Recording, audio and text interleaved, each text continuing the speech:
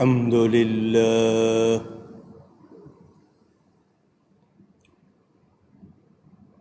الحمد لله رب العالمين، والصلاة والسلام على رسوله سيد المرسلين خاتم النبيين رحمة للعالمين شفيع المذنبين سيدنا ومولانا محمد رسول رب العالمين وعلى أنفقوا منا ولا أذى لهم أجرهم عند ربهم ولا خوف عليهم ولا هم يحزنون صدق الله العلي العظيم۔ محبت کے ساتھ ایک مرتبہ دروشی پڑھ لیجئے۔ اللهم صل على سيدنا ومولانا محمد معدن الجود والكرم وآله وصحبه وبارك وسلم۔ الصلاة والسلام عليك يا رسول الله، الصلاة والسلام عليك يا حبيب الله، الصلاة والسلام عليك يا رحمة للعالمين، وعلى آلك وأصحابك يا شفيع المذنبين۔ حمد و صلاۃ کے بعد قرآن کریم کی ایک آیت برکت حاصل کرنے کے لیے آپ کے سامنے تلاوت کی ہے۔ پاکستان میں آج ماہ ذی الحجہ کی 18 تاریخ ہے اور تاریخی روایات کے مطابق یوم شہادت ہے خلیفہ سوم، خلیفہ ثالث، امیر المؤمنین، امام المتقین، داماد رسول حضرت سیدنا عثمان غنی ذی النورین رضی اللہ تعالی عنہ۔ اس کے علاوہ کچھ لوگوں کے مطابق آج مولائے کائنات، مولائے غمگسار، حیدر کرار، امیر المومنین، خلیفہ رابع، سیدنا علی المرتضی رضی اللہ تعالی عنہ کے غدیر خم کے واقعے کی بھی یاد منائی جا رہی ہے۔ علاوہ ازیں ماہرہ شریف کے مقتدر بزرگ حضرت شاہ آل رسول قادری برکاتی، صدر الافاضل حضرت مولانا سید محمد نعیم الدین مراد آبادی رحمۃ اللہ تعالی علیہما کا عرس بھی منایا جا رہا ہے۔ اس کے علاوہ بھی جن بزرگوں کی یاد وابستہ ہے آج کے دن سے، اس ہفتے سے، اللہ تعالی ان سب کے درجات بلند فرمائے۔ گوجرانوالہ میں اہل سنت کے ممتاز عالم حضرت مولانا ابو داود محمد صادق صاحب، ان کا بھی آج یوم مبارک۔ پاکستان میں سرکاری طور پر آج مسلمان احتجاج کر رہے ہیں سویڈن میں ہونے والے افسوسناک واقعے پر، جہاں عید کے دن وہاں کی عدالت کی اجازت سے گورنمنٹ کی سیکیورٹی میں قرآن کریم کو جلانے کی سازش کی گئی۔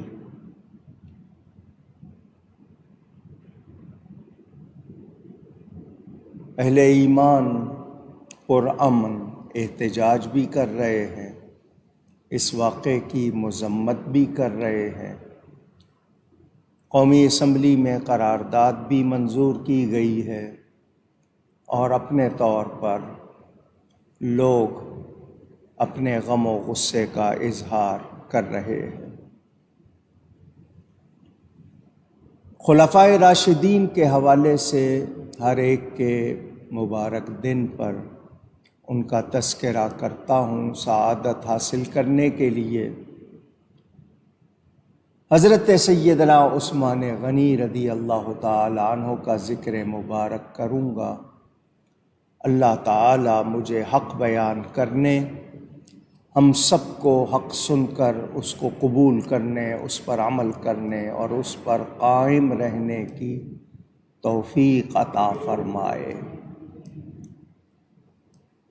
میرے پیارے نبی پاک صلی اللہ علیہ وآلہ وسلم نے جب اعلان نبوت فرمایا تو جو لوگ سب سے پہلے ایمان لائے، جنہوں نے ایمان لانے میں پہل کی، ان کو اولین سابقین، اولون سابقون الاولون کہا جاتا ہے۔ سبقت کرنا، پہل کرنا، تو پہل کرنے والوں میں جو نمایاں طور پر شامل ہیں ان میں حضرت عثمان غنی کا نام، بعض کہتے ہیں یہ چوتھے یا پانچویں مسلمان ابتدا میں ایمان لانے والے۔ میرے پیارے نبی پاک صلی اللہ علیہ وآلہ وسلم کے قریبی رشتہ دار بھی ہیں۔ حضور صلی اللہ علیہ وسلم کی پھوپھی ذات بہن کے بیٹے حضرت عثمان غنی کی نانی، ماں کی ماں، نانی کہتے ہیں، انگلش والے گرینی کہتے ہیں، میٹرنل گرینڈ مدر، ان کا نام تھا ام حکیم البیضاء۔ یہ حضور صلی اللہ علیہ وسلم کے والد ماجد حضرت سیدنا عبداللہ کے ساتھ جڑواں پیدا ہوئی تھی۔ نبی پاک صلی اللہ علیہ وسلم کی پھوپھی، ان کی بہن نبی پاک صلی اللہ علیہ وسلم کی پھوپھی ذات بہن اروا نام بتایا جاتا ہے، ان کے یہ بیٹے ہیں۔ اس طرح خاندانی طور پر بھی قریبی رشتہ داری۔ ان کو ایک خاص حیثیت، سعادت حاصل ہے دنیا بھر میں۔ یہ وہ واحد شخصیت ہے، ایک ہستی ہیں جن کے نکاح میں ایک ہی نبی کی دو بیٹیاں آئیں، یکے بعد دیگرے۔ یکے بعد دیگرے کا مطلب ایک کے بعد دوسری، کیونکہ اکٹھی دو بہنوں سے تو نکاح نہیں ہو سکتا۔ نبی کریم صلی اللہ علیہ وآلہ وسلم کی شہزادیاں حضرت رقیہ اور حضرت ام کلثوم رضی اللہ تعالی عنہما، یہ ان کے نکاح میں آئیں۔ یہ اس وجہ سے ذوالنورین یا ذن نورین کہلاتے ہیں، دو نور والے۔ آپ بھی کہیے گا۔ تو جب بیٹیاں نور ہیں تو نبی کیوں نہیں نور ہے؟ بیٹیوں کو نور مانتے ہیں تو نبی کو بھی نور مانو۔ دو نور والے کا کیا مطلب ہے کہ نبی کی دو بیٹیاں، وہ دو نور کون سے ہیں؟ وہ نبی پاک صلی اللہ علیہ وآلہ وسلم کی دو بیٹیاں۔ اعلیٰ حضرت نے اسی کی طرف اشارہ کیا ہے، نور کی سرکار سے پایا دوشالہ نور کا، نور کی سرکار سے پایا دوشالہ نور کا، ہو مبارک تم کو ذوالنورین جوڑا نور کا۔ یہ ان کی خاصیت، خصوصیت کہ یہ ذوالنورین ہیں۔ ظاہری طور پر بھی بہت خوبصورت تھے۔ نبی کریم صلی اللہ علیہ وسلم نے اپنی شہزادی حضرت سیداتنا ام کلثوم سے فرمایا، تمہارے شوہر ابراہیم علیہ السلام کے مشابہ ہیں، یعنی ان کی شکل حضرت ابراہیم سے ملتی جلتی ہے۔ اس سے پتہ کیا چلا؟ نبی پاک نے حضرت ابراہیم کو دیکھا ہوا تھا، اسی لیے بتایا کہ ان جیسے ملتے جلتے ریزمبلنس ہے۔ حضرت عثمان غنی کی یہ شان بھی آپ نے سنی، یہ کتنے پیارے ہیں میرے نبی پاک صلی اللہ علیہ وسلم کو۔ نبی پاک کی ایک شہزادی جو ان کے نکاح میں تھی انتقال کر گئی۔ نبی پاک صلی اللہ علیہ وسلم نے اپنی دوسری بیٹی سے ان کا نکاح کر دیا، وہ بھی انتقال کر گئیں۔ تو فرمایا، اے عثمان، اگر میری 40 بیٹیاں ہوتی اور ایک ایک کر کے انتقال کرتی جاتی، میں سب تمہارے نکاح میں دے دیتا۔ اس سے اندازہ کریں وہ کتنے پیارے ہیں۔ نبی پاک کی 4 شہزادیاں ہیں۔ بڑی شہزادی جو پہلی حضرت سیداتنا زینب، ان کی شادی حضرت ابوالعاص سے ہوئی تھی۔ 2 شہزادیاں حضرت عثمان سے، اور چوتھی شہزادی حضرت علی کرم اللہ تعالی وجہ الکریم۔ یہ آپ کی یادداشت کے لیے میں نے نام بتائے۔ حضرت عثمان غنی رضی اللہ تعالی عنہ عام الفیل سے کوئی چھٹے برس کہتے ہیں، کچھ اس کے علاوہ بتاتے ہیں، ان کی پیدائش ہوئی ہے اور 35 ہجری میں ان کی شہادت ہوئی۔ ان کا ایک وصف کے معنی خوبی، کوالٹی یہ بھی کہ شرم و حیا کے لحاظ سے کچھ لوگ لفظ شرم بولتے ہیں، رے پہ زبر نہیں ہے، شرم و حیا کے حوالے سے ان کو بہت مرتبہ حاصل ہے۔ حدیث شریف میں ہے، نبی پاک صلی اللہ علیہ وآلہ وسلم تشریف فرما تھے اور آپ کی تہ بند جس کو لنگی کہتے ہیں، آپ اس کا کپڑا آپ کے گھٹنے تک آیا ہوا تھا، تھوڑا سا گھٹنا شریف جس کو آپ کہتے ہیں کھلا ہوا۔ حضرت ابو بکر، حضرت عمر تشریف لائے، نبی پاک صلی اللہ علیہ وسلم اسی طرح بیٹھے رہے۔ حضرت عثمان آئے تو حضور نے اپنا وہ کپڑا گھٹنے کو ڈھانک لیا، پورا کر دیا، اور کیا فرمایا؟ الا استحیی من رجل تستحیی منہ الملائکہ۔ مسلم شریف میں حدیث موجود، میں اس بندے سے کیوں حیا نہ کروں جس سے فرشتے بھی حیا کرتے ہیں۔ آپ نے کبھی نہاتے ہوئے بھی غسل خانے میں پورے کپڑے کبھی نہیں اتارے، ناف سے گھٹنے تک اپنے آپ کو چھپائے رکھتے تھے، اس قدر حیا والے تھے۔ آج مسلمانوں سے شرم و حیا اٹھانے کے لیے غیروں نے بہت جتن کیے، اور ہمارے لوگ ان کی سازشوں کا شکار ہو گئے۔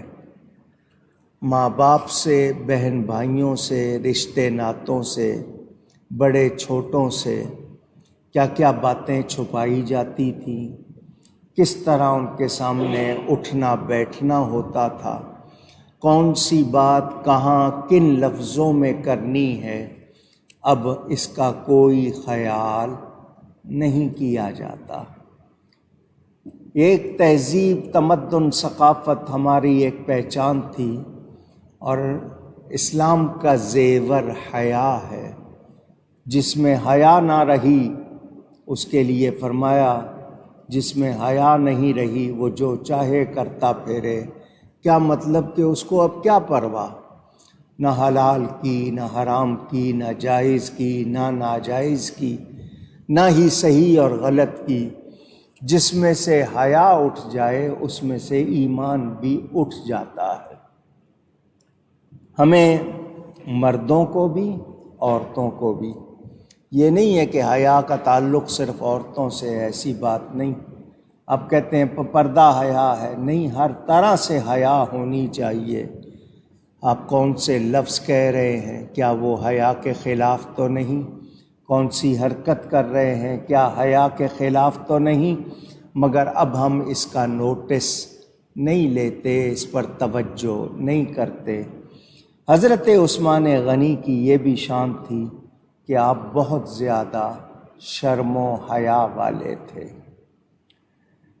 ترمذی شریف میں حدیث موجود، میرے پیارے نبی پاک صلی اللہ علیہ وآلہ وسلم کا ایک اور ارشاد حضرت عثمان غنی کی شان میں فرمایا، لِكُلِّ نَبِيٍّ رَفِيقٌ وَرَفِيقِي فِي الْجَنَّةِ عثمان۔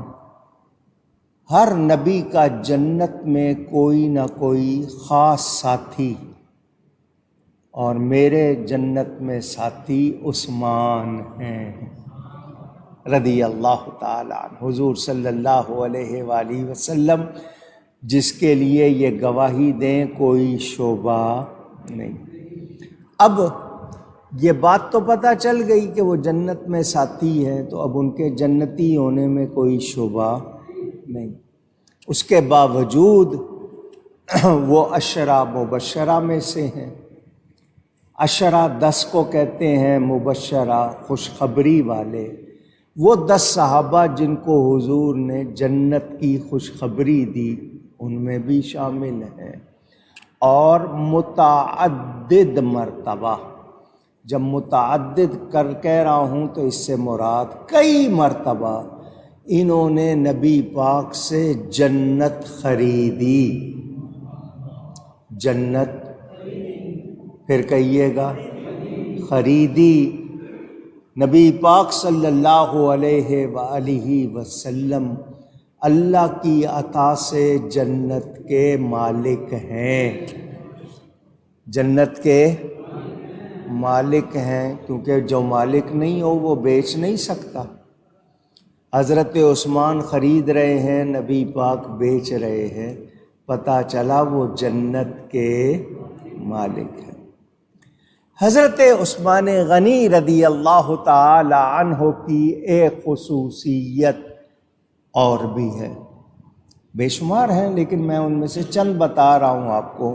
خاص وہ یہ کہ حضور اکرم صلی اللہ علیہ وسلم نے اپنے ہاتھ کو حضرت عثمان کا ہاتھ قرار دیا کہ میرا یہ ہاتھ عثمان کا ہاتھ ہے۔ یہ موقع کب تھا؟ بیعت رضوان۔ واقعہ آپ نے سنا ہوا ہے، نبی کریم صلی اللہ علیہ وآلہ وسلم مکہ مکرمہ سے جب ہجرت کر کے مدینہ منورہ آ گئے، یہ میم کا تعلق بھی نبی پاک کے نام میں میم تو بہت سا بیان ہوتا ہے، مکہ بھی میم سے، مدینہ بھی میم سے۔ حضور صلی اللہ علیہ وآلہ وسلم عمرے پر تشریف لے گئے، عمرے کے ارادے سے، مدینہ منورہ سے عمرے کے ارادے سے مکہ مکرمہ تشریف لے گئے۔ حج آپ جانتے ہیں 5 دن ہیں حج کے خاص، یہ حج کا مہینہ ہے، 8 تاریخ سے لے کر 12 کی شام تک، 8، 9، 10، 11، 12 اس کے خاص مقام ہے مکہ مکرمہ میں، وہاں ادا ہوتا ہے۔ عمرہ سارا سال ہوتا ہے، عمرہ کہتے ہی آباد رکھنے کو ہیں، چونکہ اس سے کعبہ آباد رہتا ہے اسی لیے اس کو عمرہ کہتے ہیں۔ معتمر عمرہ کرنے والے کو، اور حاجی حج کرنے، آپ لوگ حاجی کہتے ہیں، عرب والے الحاج کہتے ہیں۔ اردو والوں میں یہ مشہور ہے کہ 3 حج کرے گا تو الحاج ہوگا، ایسی کوئی بات نہیں، ایک حج پہ بھی الحاج، کیونکہ حج 1 مرتبہ فرض ہے۔ نبی کریم صلی اللہ علیہ وآلہ وسلم عمرہ کے لیے گئے تو مکہ مکرمہ میں لوگوں نے لڑائی کی تیاری کر لی اور یہ کہا کہ مسلمان لڑنے کے لیے آئے ہیں، جبکہ لڑنے کا کوئی ارادہ نہیں تھا۔ حضور صلی اللہ علیہ وسلم حدیبیہ، یہ جدہ اور مکہ کے راستے میں ایک جگہ ہے، حدیبیہ اس کا نام، وہاں ٹھہرے۔ حضرت عثمان غنی رضی اللہ تعالی عنہ کو مکہ مکرمہ بھیجا نمائندہ بنا کر کہ تمہیں مکہ والے جانتے ہیں، پہچانتے ہیں، تمہاری عزت کرتے ہیں، تو ان کو جا کر بتاؤ کہ ہم لڑنے کے ارادے سے نہیں آئے، عمرہ کرنے آئے ہیں، عمرہ کر کے چلے جائیں گے۔ حضرت عثمان غنی نبی پاک کے حکم سے مکہ شہر میں آئے حدیبیہ سے۔ کچھ لوگوں نے یہ کہا کہ ہم تو ابھی تک مکہ نہیں گئے، حضرت عثمان خوش نصیب ہیں، مکہ چلے گئے ہیں، یہ کعبے کا طواف بھی کر لیں گے۔ حضور نے جب یہ بات سنی فرمایا عثمان ہمارے بغیر کعبے کا طواف نہیں کرے گا، عثمان ہمارے بغیر کعبے کا طواف، اونچی گئی ہے، خاص تعلق کی بات ہے، خاص تعلق نبی پاک فرما رہے ہیں۔ اس کو آپ ذرا غور کریں گے تو سمجھیں گے کہ حضور کو اور حضرت عثمان کو آپس میں کتنا تعلق تھا، حضرت عثمان کی نبی سے محبت کا درجہ کتنا تھا۔ آپ گئے مکہ میں، وہاں کے لوگوں سے بات کی کہ بھئی ہم لڑنے نہیں آئے ہیں، ہم نے احرام باندھے ہوئے، ہم عمرہ کرنے آئے ہیں۔ انہوں نے کہا ٹھیک ہے ہم مان لیتے ہیں، یقین کر لیتے ہیں کہ آپ عمرہ کرنے آئے ہیں، مگر افواہ منہ سے بات نکل گئی ہے لوگوں کے، اگر اس وقت ہم آپ کو اجازت دیں گے مکہ آنے کی، کسی نے شرارت کر دی، شرارتی ہوتا ہے، کسی نے بھی شرارت کر دی، ماحول بگڑ جائے گا، لڑائی ہو جائے گی، بات خراب ہو جائے گی، تو ابھی آپ لوگ واپس چلے جاؤ، پھر کچھ دنوں کے بعد آ جانا تو ہم آپ کو نہیں روکیں گے، عمرہ کرنے دیں گے۔ لوگ کہتے ہیں نبی پاک صلی اللہ علیہ وسلم کے لیے تم کہتے ہو کہ انہیں اللہ کی عطا سے غیب کا علم ہے، وہ جانتے ہیں، تو حضور صلی اللہ علیہ وسلم کو پتہ تھا کہ ہم عمرہ نہیں کر سکیں گے، ہمیں بغیر عمرہ کے واپس آنا ہوگا، تو حضور پہلے ہی بتا دیتے، پہلے ہی اعلان کر دیتے۔ یہ اس طرح کی باتیں کرنے والے میرے نبی کے بارے میں اپنی عقل، خام عقل، کچی عقل سے اس طرح کی باتیں کرتے ہیں۔ اگر یہ واقعہ مثال نہ بنتا، آج اگر کوئی احرام باندھ کر پہنچتا سعودی عرب، جدہ چلا جاتا یا حدود حرم تک چلا جاتا، اندر داخل نہ ہوتا، اس کو روک دیا جاتا، پھر وہ کیا کرتا؟ اس کے پاس کس کی مثال ہوتی کہ اگر داخل نہ ہونے دیا جائے تو کیا حکم ہوگا؟ دین نے پورا ہونا تھا، عملی نمونہ بننا تھا، مگر یہ اعتراض کرنے والے سمجھتے نہیں۔ ان کی جتنی عقل ہے بس وہ سمجھتے ہیں ہم ہی سب کچھ ہیں۔ میرے پیارے نبی پاک صلی اللہ علیہ وسلم اللہ کی عطا سے سب کچھ جانتے ہیں۔ مکے والوں نے کہا اے عثمان ہمارا مشورہ ہے ابھی واپس چلے جاؤ، پھر آ جانا، اور سنو تم تو مکہ میں آ ہی گئے اور یہ سامنے کعبہ ہے، تم طواف کر لو، ہم تمہیں نہیں روکیں گے۔ حضرت عثمان نے فرمایا میں اپنے نبی کے بغیر طواف نہیں کروں گا۔ جو بات نبی پاک نے فرمائی تھی حضرت عثمان نے اس کو ثابت کر دکھایا کہ یہ تعلق کتنا ہے اور کیسا ہے۔ سمجھانے کے لیے بات کروں، جو لوگ مجھ سے محبت رکھتے ہیں کہ میں دین کا خادم ہوں، نبی پاک صلی اللہ علیہ وسلم کی محبت کی باتیں کرتا ہوں، میں کہہ دوں کہ یہ میرا محب، میرا چاہنے والا فلاں بات نہیں کرے گا، تو یہ ایک دعویٰ ہو گیا۔ سب نے بیعت کی۔ اب دیکھیں حضور کا علم، حضور نے فرمایا میرا یہ ہاتھ عثمان کا ہاتھ ہے، اور اپنے دوسرے ہاتھ پر وہ ہاتھ رکھ کر حضرت عثمان کی طرف سے بیعت لی، بتا دیا ان کی طرف سے بیعت لے کے کہ نبی کو پتا ہے کہ حضرت عثمان زندہ ہیں، اور حضور نے یہ جو فرما دیا میرا یہ ہاتھ عثمان کا ہاتھ ہے، یہ ایک دور کا اشارہ۔ وہ کیسے؟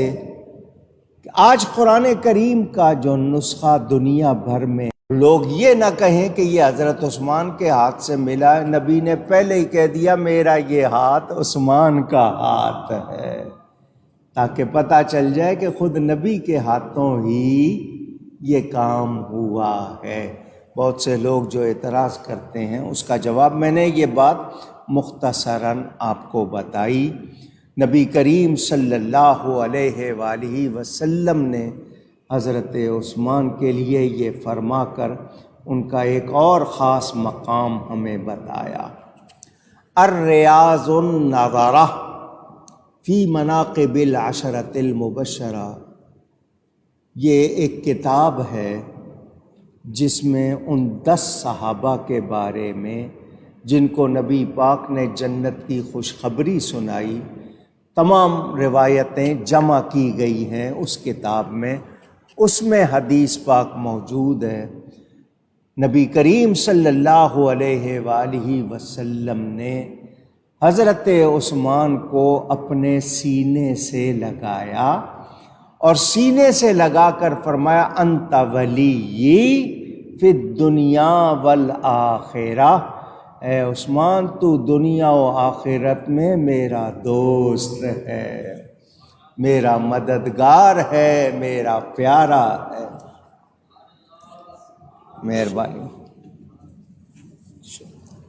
یہ بھی حضرت سیدنا عثمان غنی رضی اللہ تعالی عنہ کی شان کہ خود نبی پاک ان کو فرما رہے ہیں تو میرا دوست ہے، پیارا ہے، مددگار ہے، حضرت عثمان غنی رضی اللہ تعالی عنہ۔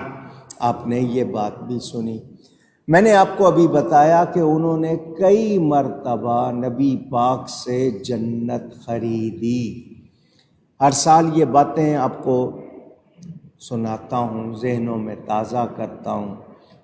نبی پاک کی شان بھی ظاہر، ان کے پیاروں کی، ان کے تاروں کی، کیونکہ یہ تمام صحابہ نبی کے تارے ہیں، نبی کے تارے ہیں، پیارے ہیں۔ یہ یاد رہے،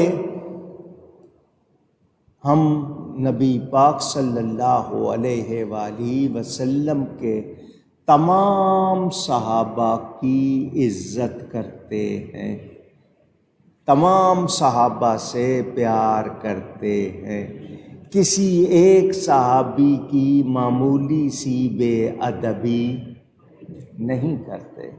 کوئی کرے تو اس کو پسند نہیں کرتے، گوارا نہیں کرتے۔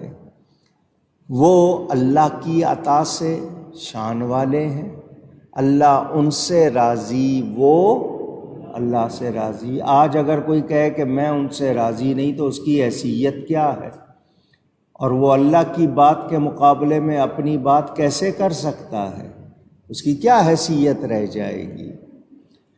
حضرت عثمان غنی رضی اللہ تعالی عنہ، میں نے آپ کو بتایا ایمان لانے والی پہلی شخصیات جو شروع میں ایمان لائے ان میں شامل، پھر نبی پاک کے رشتہ دار بھی ہیں، پھوپھی زاد بہن کے بیٹے ہیں، یہ تعلق بھی آپ نے سن لیا۔ ذی النورین بھی ہے، نبی پاک کی 2 شہزادیوں کے شوہر بھی ہیں، نبی پاک کو بہت پیارے۔ یہ ذو الہجرتین بھی ہیں، ذو النورین بھی ہیں، ذو الہجرتین بھی ہیں۔ انہوں نے 2 مرتبہ ہجرت کی ہے۔ کتنی مرتبہ؟ باقی جو صحابہ میں سے اکثر انہوں نے صرف مکہ سے مدینہ ہجرت کی ہے۔ حضرت عثمان نے مدینہ کی طرف ہجرت کرنے سے پہلے حبشہ کی طرف بھی ہجرت کی، اپنی زوجہ محترمہ حضرت رقیہ کے ساتھ حبشہ، جس کو اب ایتھوپیا کہتے ہیں، اس کی طرف بھی ہجرت کی۔ اور حضور نے فرمایا حضرت لوط علیہ السلام کے بعد حضرت عثمان غنی ہیں جنہوں نے اپنے گھر والوں کے ساتھ ہجرت کی۔ یہ حضرت عثمان غنی جب مسلمانوں کو لیے بہت مشکلات کی گئیں تو حبشہ کی طرف ہجرت کر گئے تھے۔ کافروں نے وہاں بھی مسلمانوں کا پیچھا کیا، ان کو وہاں بھی نہیں رہنے دیا۔ پھر یہ دوبارہ ہجرت کر کے مدینہ منورہ آئے۔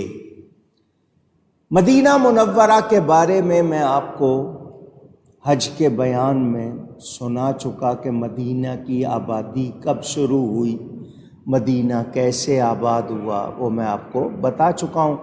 تبع ہمیری جو بادشاہ تھا اس کے حوالے سے بات آپ کو سنا چکا۔ مدینہ منورہ کی آبادی کے لیے پینے کے میٹھے پانی کا ایک ہی کنواں تھا جس کا پانی میٹھا تھا، اور وہ کنواں ایک یہودی کا تھا۔ عربی میں بئر کنویں کو کہتے ہیں، ویل آپ انگلش میں کہتے ہیں، تو بئر روما اس کا نام تھا، اس روما یہودی کے نام کی وجہ سے کہ یہ اس بئر روما یہودی روما کا کنواں ہے۔ نبی پاک صلی اللہ علیہ وسلم جب مدینہ منورہ آئے صحابہ کے ساتھ، تو مدینہ کی جو اس وقت کی آبادی تھی یہ اس سے باہر تھا، بئر روما، دور تک جانا پڑتا تھا لوگوں کو اور پانی بھر کے لانا پڑتا تھا۔ آج ہمیں کتنی سہولتیں حاصل ہیں مگر ہم پانی کی قدر نہیں کرتے۔ ہمارے ہاں پانی کا بہانہ لوگ گناہ بھی نہیں سمجھتے، جبکہ حضور صلی اللہ علیہ وسلم کے ارشاد کے مطابق وضو میں بھی اسراف نہیں کیا جا سکتا۔ اسراف کا مطلب فضول پانی کا زیادہ استعمال کرنا، وہ بھی نہیں کیا جا سکتا۔ آپ لوگ ٹیپ یا اس کو ٹوٹی کہتے ہیں، کھول دیتے ہیں، پانی بہہ رہا ہے، صابن لیا اپنے ہاتھوں پہ ملا، پانی بہے جا رہا ہے، آپ جتنی دیر تک ہاتھوں پہ صابن مل رہے ہیں پانی بہہ رہا ہے، آپ کو کوئی پرواہ نہیں ہے۔ اسی طرح وضو میں آپ نے نل کھول دیا، جب تک وضو پورا نہیں ہو جاتا نل بہتا رہتا ہے، آپ پرواہ نہیں کرتے۔ پہلے نہانے میں بالٹی بکٹ آپ استعمال کرتے تھے، 1 بالٹی 2 بالٹی، اب یہ ہے کہ آپ نے فوارہ کھولا ہوا ہے، شاور یا نل کھولا ہوا ہے، بہہ رہا ہے پانی، یہ ایک ایک بوند کا حساب دینا ہوگا۔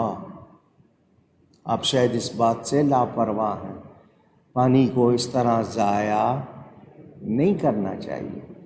آپ نہا رہے ہیں، آپ نے بدن گیلا کر لیا، بند کر دیں، جب تک صابن لگا رہے ہیں پانی کیوں بہا رہے ہیں، دوبارہ کھول لیجئے گا نل۔ لیکن ہم ایسا نہیں کرتے، یہ کتنی لاپرواہی ہے۔ اور دنیا بھر میں جہاں پانی کی قلت ہے، کمی ہے، ان کو اگر یاد کریں کہ وہ پانی کے لیے کس طرح ترس رہے ہیں۔ اللہ ہم سب کو اسلامی تعلیمات پر عمل کی توفیق عطا فرمائے۔ آپ لوگوں کے ہاں فلش لگے ہوئے ہیں واش روم میں، اس میں سے بعض لوگوں کے وہ واشر لیک کرتی ہے، پانی چلتا رہتا ہے، آپ پرواہ نہیں کرتے۔ اسی طرح کسی ٹوٹی نل کے قطرہ بہتا رہتا ہے، آپ کو اس کو ٹھیک کرانا چاہیے، آپ اس کے گناہ گار ہوتے ہیں۔ وہ جو پانی چل رہا ہے مسلسل، اس طرح نہیں کرنا چاہیے۔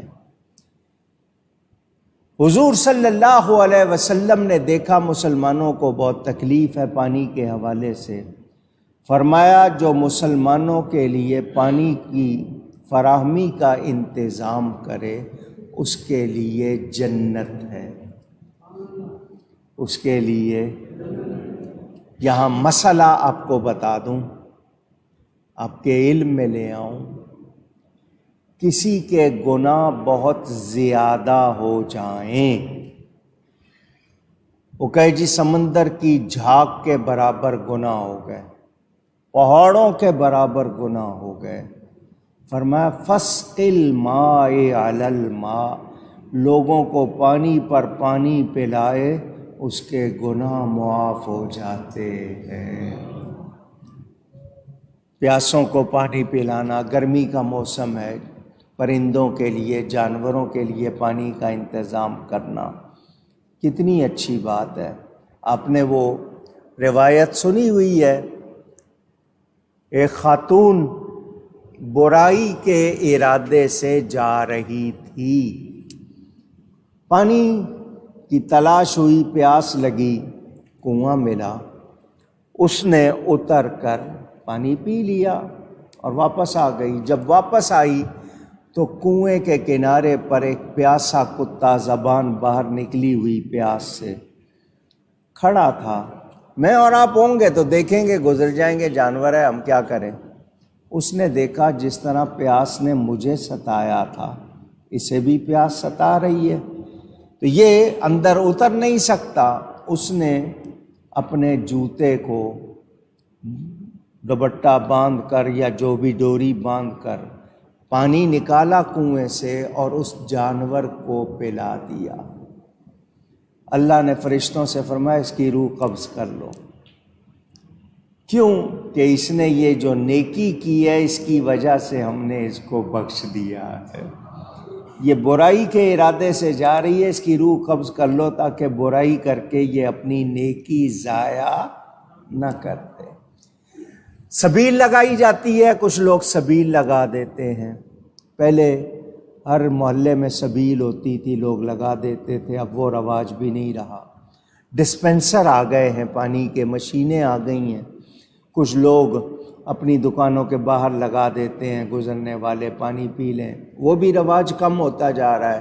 کیوں کہ اب پانی آپ کو خرید کر پینا پڑتا ہے، گورنمنٹ آپ کو صاف ستھرا پانی نہیں دیتی، پہلے صاف پانی ہوتا تھا وہی آپ لوگ پی لیتے تھے، اب پانی بھی آپ کو خرید کے پینا پڑتا ہے۔ وہ جو منرل واٹر کہلاتا ہے وہ منرل ہے یا نہیں ہے، اس میں کلورین ڈالی ہوئی ہے یا کیا ڈالا ہوا ہے، بس وہ چونکہ بوتل میں ہے لہٰذا آپ تسلی کر کے پی رہے ہیں، پیسے وہ کما رہے ہیں۔ مسلمانوں کو اب حلال روزی کی بھی کوئی فکر پرواہ نہیں رہی، وہ پیسہ آئے، حلال حرام کی پرواہ ختم ہو گئی۔ ہمارا یہ حال ہو گیا۔ قربانی کے موقع پر کیا کیا، جانوروں کے حوالے سے سینگ، نقلی سینگ لگا دیے، نقلی دانت لگا دیے، کیا کچھ ہو رہا ہے۔ بیچنے والے جو چیزیں ملاوٹ کر کے بیچ رہے ہیں، یہ مسلمان کا کردار کیسا ہونا چاہیے تھا، اب وہ باتیں نظر نہیں آتی۔ اللہ تعالی معاف فرمائے اور ہدایت عطا فرمائے۔ لیجئے جی، پانی پلانا، سبیل لگانا، ابھی محرم آئے گا، کربلا والوں پہ پانی بند کیا گیا تھا، لوگ سبیلیں لگائیں گے، اس پر بھی بہت سے لوگ فتوے لگا دیتے ہیں۔ وہ یہاں تک اللہ معاف کرے، میرے پاس ثبوت ہے، میں بغیر ثبوت کے بات نہیں کر رہا، شمشیر صداقت کتاب کا نام ہے، اس پر وہ فتویٰ چھپا ہوا ہے۔ یہاں تک کہا ان ظالموں نے کہ محرم کی سبیل کا پانی پینے سے بہتر گدھے کا پیشاب پی لو۔ معاذ، اتنی دشمنی اہل بیت سے، اللہ تعالیٰ کی پناہ۔ پانی پلانا گناہوں کو معاف کرتا ہے، لوگوں کے لیے آسانی کرنا۔ نبی پاک صلی اللہ علیہ وسلم نے فرمایا جو پانی کا انتظام کرے اس کے لیے جنت۔ حضرت عثمان گھر گئے، درہم چاندی کا سکہ اس زمانے میں اور سونے کا سکہ، یہ نوٹ وغیرہ تو تھے نہیں، درہم لیے اور روما یہودی کے پاس پہنچ گئے۔ وہ بیٹھا ہوا تھا اپنے کنویں پر، یہ کنواں تیرا ہے؟ اس نے کہا ہاں جی میرا ہے، اور دور دور تک میٹھے پانی کا کوئی اور کنواں نہیں ہے۔ کہ تو صبح سے لے کے شام تک بیٹھا رہتا ہے اور کوئی کام نہیں تجھے؟ اس نے کہا میری آمدنی کا ذریعہ، میرا روزگار، میں اسی پہ رہتا ہوں۔ کہ تجھے کہیں جانا ہو، کہیں ملنا ملانا ہو، کوئی اور کام ہو، یہی ڈیوٹی دیتا رہتا ہے، اس کو بیچ دے۔ اس نے کہا کیوں بیچوں؟ اتنی بہترین کمائی، اور میں نے تمہیں بتایا دور دور تک کوئی اور میٹھے پانی کا کنواں نہیں ہے۔ آپ نے فرمایا کتنی کمائی کر لیتا ہے، روز کا حساب لگا لے، اگلے 10 سال کا حساب لگا لے کتنا کمائے گا۔ تجھے اگر اکٹھی اتنی رقم مل جائے تو گھر بیٹھ کے آرام کر، کوئی اور کام کر لینا، یہاں جو پوری ڈیوٹی دینی پڑتی ہے۔ اس نے کہا نہیں، پیسے رکھے ہوئے ختم ہو جاتے ہیں، یہ میری مسلسل روزی بہترین۔ حضرت عثمان نے کئی طرح اس کو آفر کی، پیشکش کی کہ یہ راضی ہو جائے، مگر وہ راضی، یعنی کسی طرح بیچنے پہ راضی نہیں ہوا۔ ادھر حضرت عثمان نیت کر کے آئے تھے میں نے خریدنا، کیونکہ نبی نے فرمایا جو پانی کا انتظام کرے اس کے لیے جنت۔ وہ تو نیت کر کے آئے تھے، انہوں نے بھی کہا میں نے بھی لینا ہے۔ وہ مان نہیں رہا تھا، جب دیکھا کسی طرح راضی نہیں ہے تو فرمایا آدھا بیچ دے۔ اس نے کہا کیا مطلب؟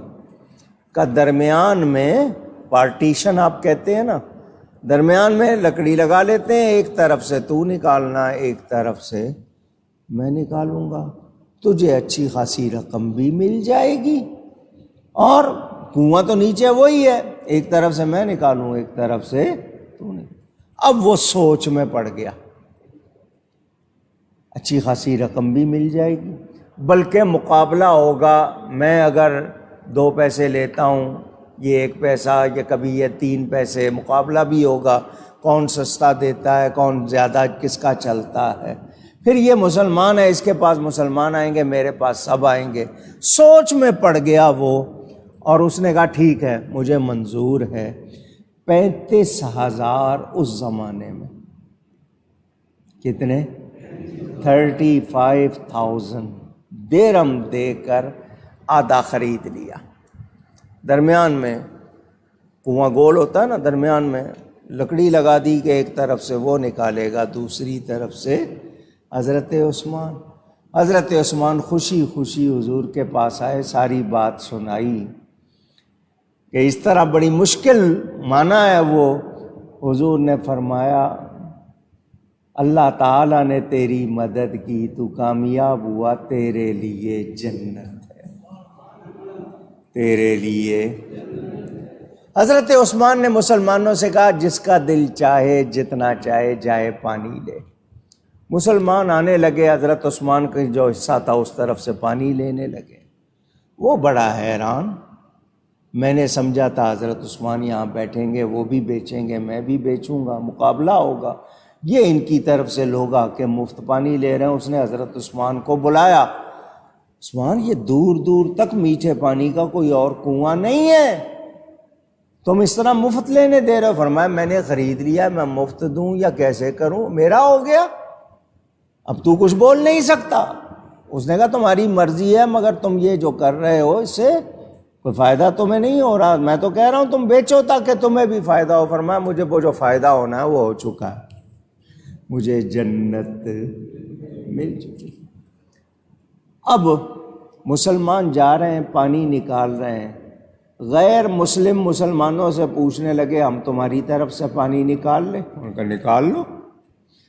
مسلمان تو اس معاملے میں آپ کو پتہ ہے سخی ہے، انہوں نے بھی ادھر سے لینا شروع کر دیا۔ اب روما سے کوئی پانی نہ خریدے، اس کے پاس وہ صبح آئے شام کو اٹھ کے چلا جائے، کوئی گاہک ہی نہ آئے۔ اس نے پھر حضرت عثمان کو بلایا، کہنے لگا آپ نے میرے ساتھ جو کیا ہے، میں تو سمجھتا تھا آپ کاروبار کریں گے، آپ نے ایسا کیا ہے، اب آپ ایسا کریں کہ باقی آدھا بھی خرید لیں، باقی آدھا بھی، کیونکہ آپ غیروں کو بھی، دوسروں کو، سب کو پانی فری دے رہے ہیں، میرے پاس اب کوئی آ نہیں رہا، تو اب آپ نے فرمایا جب آدھا ختم ہو جائے گا تو تیرا آدھا لے لیں گے۔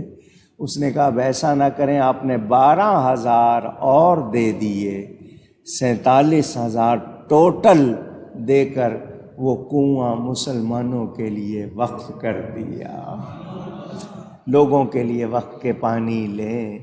آج تک وہ کنواں موجود ہے، اب اس کو بیر عثمان کہتے ہیں۔ حضرت عثمان غنی رضی اللہ تعالیٰ عنہ کا بینک اکاؤنٹ آج بھی مدینے میں ہے، ان کے نام سے ایک پوری بلڈنگ بنی ہوئی ہے، اس کی ساری آمدنی حضرت عثمان کے اکاؤنٹ میں جاتی ہے۔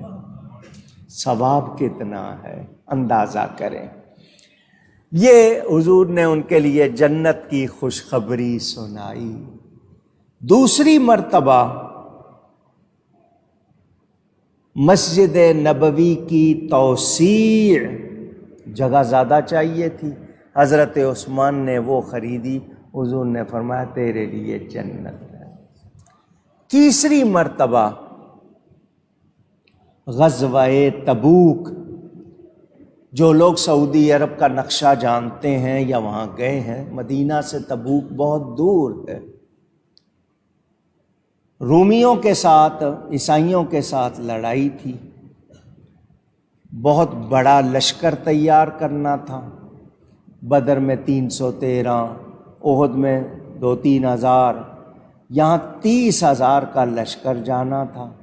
مسلمانوں پہ تنگی کا سال تھا، ساز و سامان نہیں تھا اور بڑے دشمن سے مقابلہ تھا۔ حضور صلی اللہ علیہ وسلم نے مسجد شریف میں منبر پر چندے کا اعلان کیا، جو اللہ کی راہ میں دے اس کے لیے ثواب بتایا، جنت کی خوشخبری۔ سب جتنے صحابہ تھے سب سن رہے تھے۔ حضرت عثمان اٹھے اور اٹھ کر کہا 300 اونٹ سامان سے بھرا ہوا پیش کرتا ہوں۔ حضور نے دعا دی، پھر حضور نے اعلان کیا، حضرت عثمان نے پھر کہا 300 اونٹ اور دیتا ہوں۔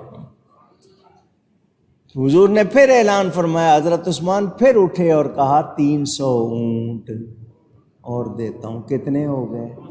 900۔ گھر گئے اور 1000 سکہ سونے کا جو بدل تھا ایک اونٹ کا، 900 کا وعدہ لائے، 1000 لا کر حضور کی بارگاہ میں پیش کر دیے۔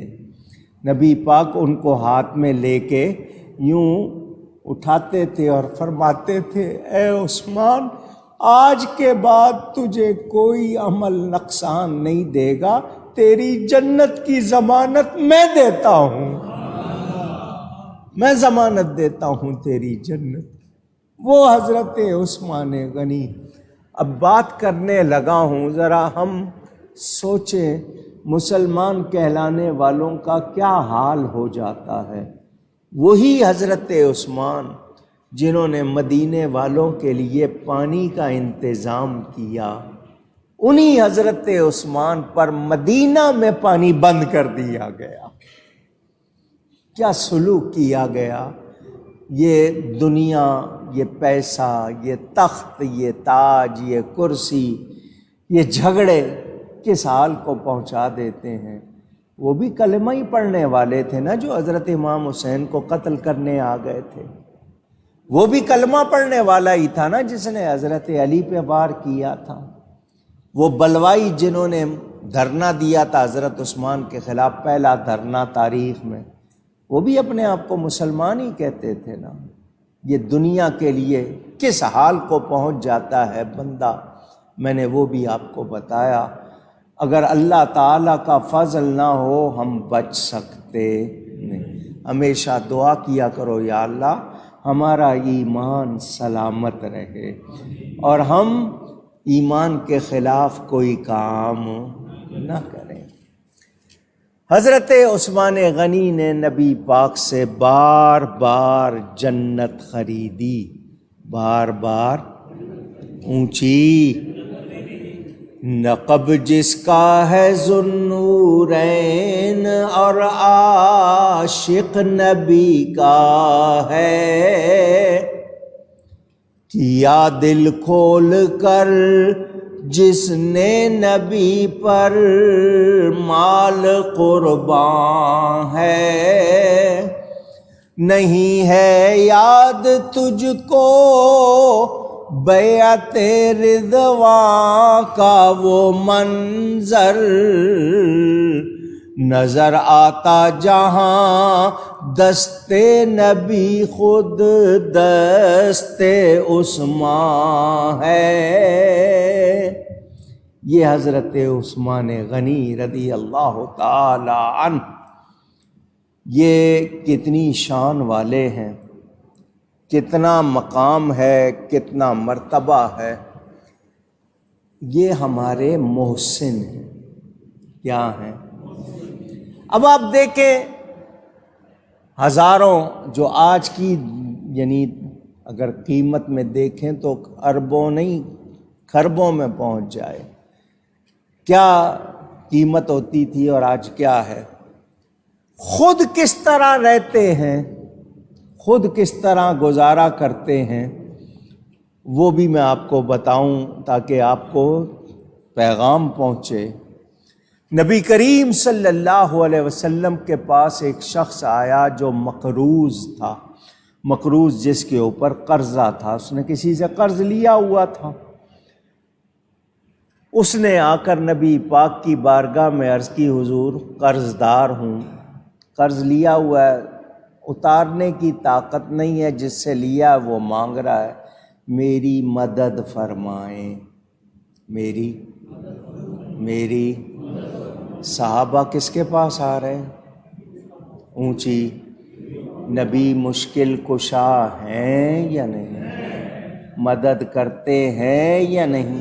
اب کوئی کہے کہ اللہ کے سوا کوئی مدد نہیں کرتا، تو پھر تم لوگ کیوں چندے مانگتے ہو؟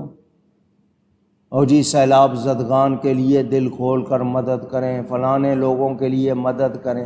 اگر اللہ کے سوا کوئی مدد نہیں کرتا تو پھر لوگوں سے مدد کیوں مانگتے ہو؟ نبی کی مدد کا صرف تمہیں مرچیں لگتی ہیں، باقی ہر ایک سے مدد، جی چائنا مدد کرے، روس مدد کرے، امریکہ مدد کرے، فرانس مدد کرے، ان سب کی مدد جائز، نبی کی مدد کو ناجائز؟ کیسے لوگ ہیں؟ قرآن کہتا ہے تعاونوا علی البر والتقوی، نیکی بھلائی کے کاموں میں ایک دوسرے کی مدد کرو، گناہ اور برے کاموں میں ایک دوسرے کی مدد نہ کرو۔ قرآن کہہ رہا ہے تو بندے بھی مدد کرتے ہیں، اور نبی کی مدد تو اللہ کی مدد ہے، وہ آئی ہی ہماری مدد کرنے کے لیے۔ اس نے نبی پاک سے کہا، حضور نے فرمایا جاؤ عثمان کے پاس جاؤ، ان کو جا کر میرا سلام کہنا اور کہنا میں نے بھیجا ہے، ان کے سامنے اپنی حاجت بیان کرنا۔ نبی نے دوسرے کے پاس بھیجا یا نہیں بھیجا؟ اونچی، مگر جس کا بھیجا ہو اس کے بھیجے میں یہ بات آئے، جس کا بھیجا ہی نہیں ہے اس کے بھیجے میں یہ بات نہیں آئے گی۔ بہرحال حضور نے فرمایا، یہاں بھی ایک مسئلہ کر دوں، حضور نے فرمایا جا کے کہنا میں نے بھیجا ہے، ٹھیک ہے؟ اب پتہ چلا کہ نبی پاک صلی اللہ علیہ وسلم کسی کو بھیج رہے ہیں تو نبی بھیج رہے ہیں، وہ جا کے وہ یہی کہے گا۔ آج کل کچھ لوگ شہرت سے فائدہ اٹھا لیتے ہیں، مثلا میرے ساتھ اٹھنے بیٹھنے والا کوئی شخص، لوگ دیکھ لیں گے کہ یہ ان کے ساتھ ہے، فوٹو میں بھی ساتھ ہے، یا کوئی سیلفی بنا کے دکھا دے دیکھو ساتھ ہے، اور جا کر کہے جی میں ان کا آدمی ہوں، انہوں نے بھیجا ہے، میری فلانی چیز کر دو۔ تو ایسا آپ نے نہیں کرنا، آپ نے تسلی کرنی ہے۔ مثلا میرا نام لے تو مجھ سے معلوم کرنا ہے کہ آپ نے بھیجا ہے، کیونکہ دھوکہ آج کل عام ہو گیا ہے، شہرت سے نام سے فائدہ اٹھاتے ہیں۔ تسلی کرنی ہے، ٹیلی فون کر سکتے ہیں، میں تحریر دے سکتا ہوں، خود آ کے پوچھ سکتے ہیں، صرف کوئی نام لے تو نہیں۔ کوئی کرتا ہے کسی سے لین دین تو ہم اس کے ذمہ دار، کیونکہ اس نے ہم سے پوچھا نہیں۔ اب کوئی کسی سے کاروبار کر لے، کچھ کر لے، اور بعد میں وہ کہے کہ جی وہ آپ کے ساتھ اٹھتا بیٹھتا ہے تو تم نے مجھ سے پوچھ کے کیا، مجھے بیچ میں رکھا تھا۔ تو میں نے یہ مسئلہ درمیان میں کر دیا نا، کیونکہ آج کل لوگ دھوکہ دینے میں کوئی کسر نہیں چھوڑتے، دنیا کو سب کچھ سمجھے ہوئے ہیں۔ اللہ ہدایت عطا فرمائے۔ وہ شخص حضرت عثمان غنی کے گھر گیا، جس وقت پہنچا شام ہو رہی تھی، اندھیرا ہو گیا تھا، تو اس زمانے میں چراغ جلائے جاتے تھے، لیمپ کہتے ہیں آپ انگلش میں، دیے، مٹی کے کٹورے یا برتن میں تیل ہوتا تھا، اور اس میں روئی کی بتی بنا کر، ڈوری بنا کر وہ ڈالتے تھے کنارے پہ، اس سے وہ چراغ کی روشنی، اکثر جو پرانے لوگ ہیں انہوں نے دیکھا ہوگا، چراغ تو اب بھی دیکھے ہوں گے آپ نے، مگر اب تو آپ بجلی کے ایسے عادی ہو گئے کہ 1 منٹ چلی جائے برداشت نہیں ہوتا۔ حضرت عثمان غنی کا ابھی اس نے دروازہ نہیں کھٹکھٹایا، اندر سے حضرت عثمان غنی کی آواز آئی، اپنی بیوی سے کہہ رہے تھے آج چراغ میں تم نے یہ جو بتی، ڈوری، بٹی ہوئی روئی کی ڈالی ہے، یہ موٹی ڈالی ہے، یہ تیل زیادہ پی رہی ہے، تیل زیادہ پی رہی ہے، اور مسلمان فضول خرچ نہیں ہوتا، پسند نہیں کرتا۔ اس نے یہ جب بات سنی تو کہنے لگا کہ نبی پاک کا حکم ہے سونے سے پہلے چراغ بجھا دو، کیونکہ ہوا آ گئی، آگ لگ گئی، کچھ ہو گیا، اسلام کی تعلیمات میں آپ کی حفاظت۔ تو یہ چراغ کتنی دیر، 2 گھنٹے 3 گھنٹے جلے گا، تو 1 پیسے کا تیل زیادہ چلا جائے گا۔ تو جو اپنی بیوی کو صرف بتی موٹی ہونے پر اتنا کہہ رہے ہیں میری کیا مدد کریں گے، ان کا تو یہ حال ہے، اس نے اس کو کنجوسی سمجھا اور کہ میری کیا مدد کریں گے۔ بہرحال اس نے کہا نبی پاک صلی اللہ علیہ وسلم نے بھیجا ہے۔ اس نے دروازہ کھٹکھٹایا، حضرت عثمان تشریف لائے، اس نے سلام کیا اور نبی پاک صلی اللہ علیہ وسلم کا سلام سنایا اور کہا مجھے انہوں نے بھیجا ہے، میں قرض دار ہوں، مجھ پہ قرضے کا بوجھ ہے، حضور نے آپ کے پاس بھیجا ہے۔ اور چونکہ جملہ سن چکا تھا نا وہ تیل والا، تو کہنے لگا میرا قرضہ کچھ زیادہ ہے، یہ نہیں کہ آپ 2-4 درہم دے دیں، مطلب یہ کہ میرا قرضہ زیادہ ہے۔ اس نے چونکہ تیل والی بات سن لی تھی، حضرت عثمان نے اس سے فرمایا ٹھہرو میں آتا ہوں۔ آپ اندر گئے، چپل پہن کے آئے، اس کو ساتھ لیا۔ نہیں اپنا شوق پورا کر لیں آپ ٹیلی فون بجانے کا۔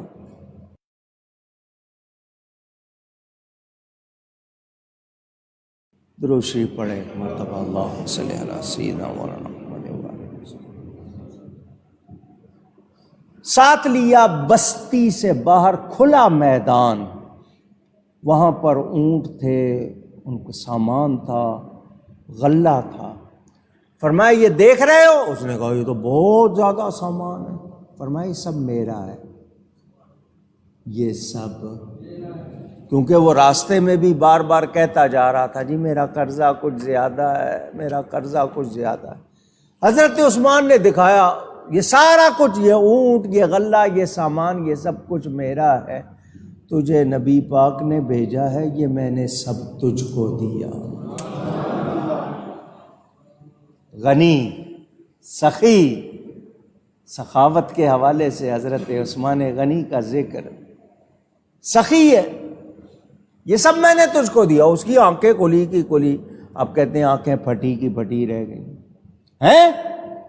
اس نے کہا اتنا قرضہ نہیں ہے۔ فرمایا تو بار بار کہہ رہا تھا قرضہ زیادہ ہے، قرضہ زیادہ ہے، بار بار کہہ رہا تھا۔ اس نے کہا یہ تو بہت زیادہ ہے۔ فرمایا اب میں تجھ کو دے چکا، تجھ کو جتنا تو نے قرضہ دینا ہے تو ادا کر دے، باقی سے دوسروں کی مدد کر دے۔ تو نے نبی کا نام لیا ہے، میرے پاس اس وقت اتنا ہی ہے، اور ہوتا تو میں اور دے دیتا۔ ہے آپ کے پاس ایسا دل؟ مال تو کچھ لوگوں کے پاس ہے، دل نہیں ہے۔ یہ حضرت عثمان غنی کہتے ہیں، اسی لیے غنی کہ مال کی محبت ان کے دل میں نہیں تھی۔ قارون کے پاس بھی خزانہ تھا مگر اس کو کچھ کام نہ آیا۔ حضرت عثمان کو بھی خزانہ ملا، قارون نے دوزخ خرید لی، حضرت عثمان نے جنت خرید لی۔ سمجھ آئی بات؟ اس نے کہا حضرت ایک بات پوچھنی ہے آپ سے۔ میں پوچھو۔ اس نے کہا جب میں آپ کے دروازے پر آیا تو آپ اپنی بیوی کو شاید ڈانٹ رہے تھے کہ بتی موٹی کیوں بنائی ہے، تیل زیادہ پی رہی ہے۔ کتنی دیر چراغ جلتا؟ 1-1.5 پیسے کی اگر وہ زیادہ تیل پی جاتا۔ وہاں یہ حال اور یہاں یہ حال ہے، وہاں اتنی کنجوسی، یہاں اتنی سخاوت۔ تو حضرت عثمان کا جواب سنو، فرمایا اس کا حساب اللہ کو دینا ہے، اس کا ثواب اللہ سے لینا۔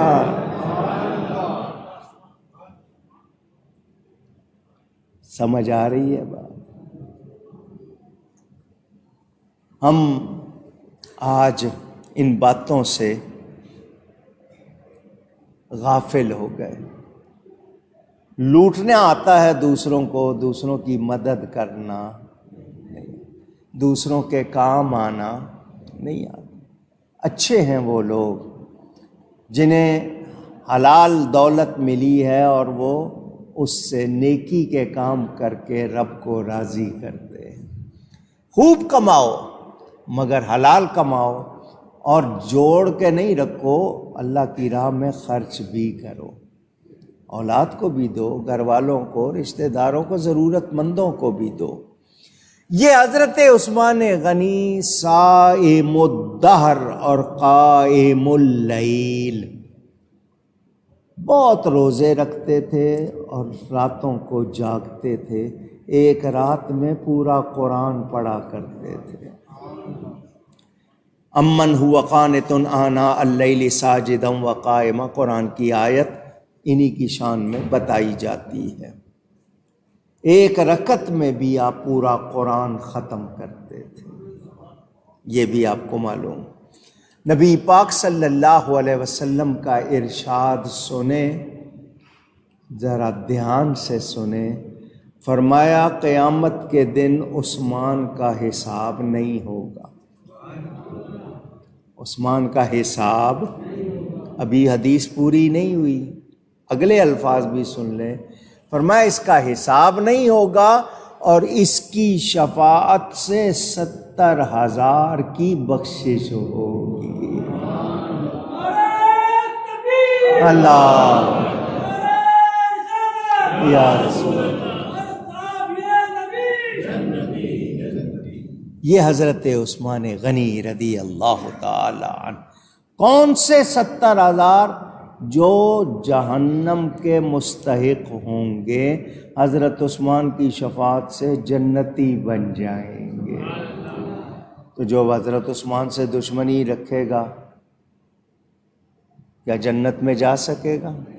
اب ایک حدیث اور سنا دوں۔ ایک شخص کا جنازہ آیا، نبی پاک صلی اللہ علیہ وسلم نے پڑھانے سے انکار کر دیا۔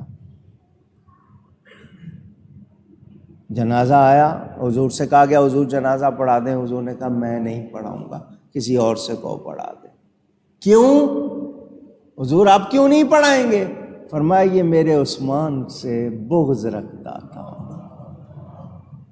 اس کے دل میں میرے عثمان کے لیے میل تھی، اس لیے میں اس کی نماز۔